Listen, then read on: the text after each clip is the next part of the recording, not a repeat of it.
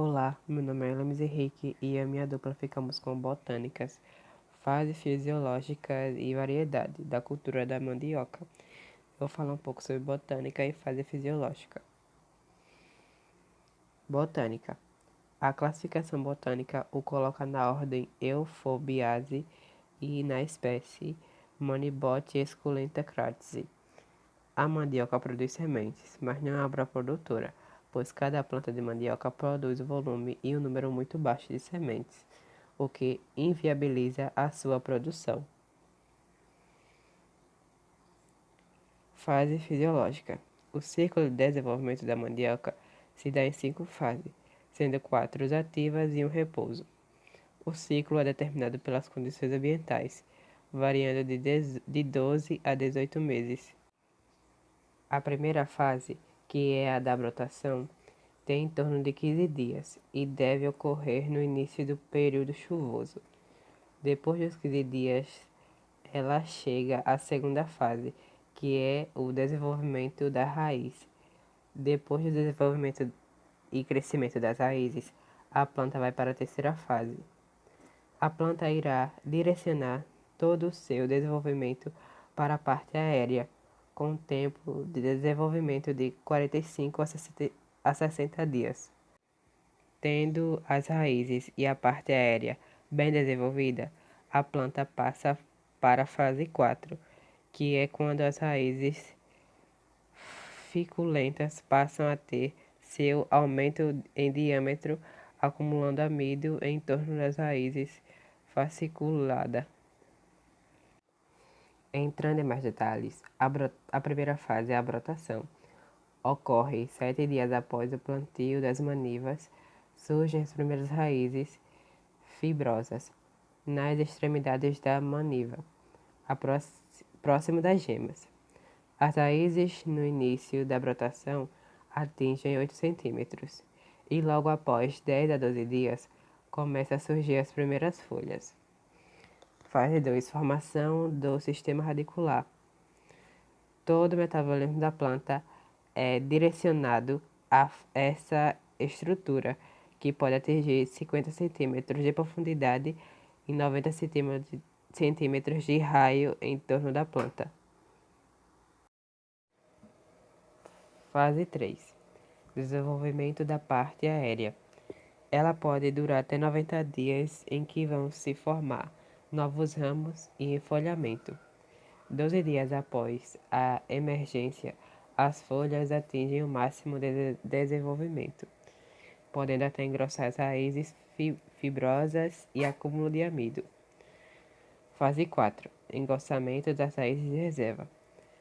Pode durar até 5 meses, começando também o início da lignificação dos ramos. Fase 5. Repouso. Tem a duração de 1 a 3 meses. Fase 3. Desenvolvimento da parte aérea. Ela pode durar até 90 dias, em que vão se formar novos ramos e enfolhamento. 12 dias após a emergência, as folhas atingem o máximo de desenvolvimento, podendo até engrossar as raízes fibrosas e acúmulo de amido. Fase 4. Engossamento das raízes de reserva.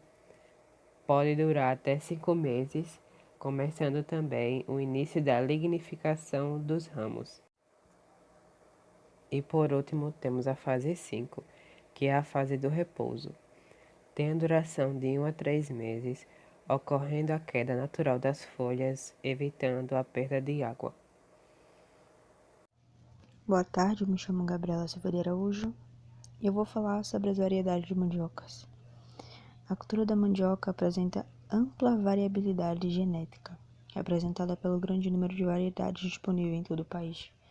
Até o momento, já foram catalogadas no Brasil mais de 4.000 variedades mantidas em coleção em bancos de germoplasma de várias instituições de pesquisa.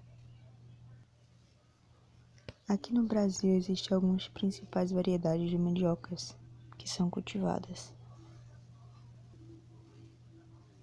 E elas são classificadas em doces ou de mesa, também conhecida como aipim, macaxeira ou mandioca. Normalmente são utilizadas para o consumo fresco humano e animal. E a segunda variedade é as mandiocas amargas ou conhecidas como mandiocas bravas, que geralmente são usadas nas indústrias para a produção de farinha. Eu vou falar de algumas variedades de mandioca. Então, vou começar falando sobre a mandioca brava.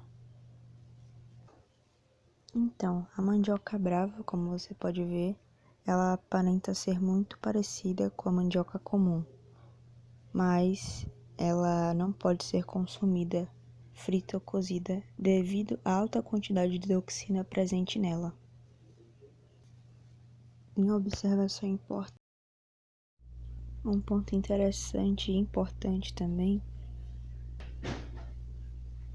é que a mandioca crua possui mais de um tipo de um composto chamado glicosídeo cianogênico, que torna-se extremamente tóxico quando a gente ingere ela crua. Agora vamos falar sobre a mandioca vermelha. A mandioca vermelha parece até um transgênico, né? Parece que é junta de outra espécie, mas ela é natural mesmo, selecionada ao longo de centenas de anos de domesticação dos povos indígenas da Amazônia. E a mandioca vermelha, ela pode ser consumida cozida ou frita. Algumas variedades só servem para fazer farinha mesmo. Agora vamos falar sobre a mandioca mansa ou mandioca de mesa. É também conhecida como aipim ou macaxeira. Depende muito do lugar e da região. A diferença da mandioca mansa e a mandioca brava é que a mandioca brava ela tem uma toxina que é extremamente tóxica para humanos e animais. E já a mandioca mansa não. Também pode ser consumida cozida e frita. A mandioca amarela. A mandioca amarela, ela é bem mais rica em carotenoides e são substâncias, né, antioxidantes que no organismo do humano se transformam em vitamina A.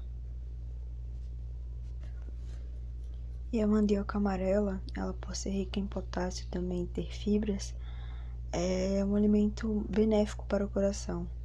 O potássio regula os fluidos e ajuda a aliviar a tensão nos vasos sanguíneos e artérias.